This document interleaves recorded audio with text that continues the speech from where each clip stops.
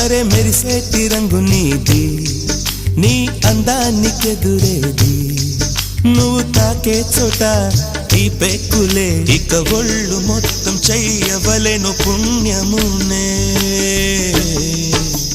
నెల్లూరి నెరజానా నే కుంకుమల్లే మారిపోనా, నువ్వు స్నానమాడ పసుపులాగా నన్ను కొంచెం పూసుకోవే, నీ అందలకు మువ్వలాగా నన్ను కొంచెం మార్చుకోవే.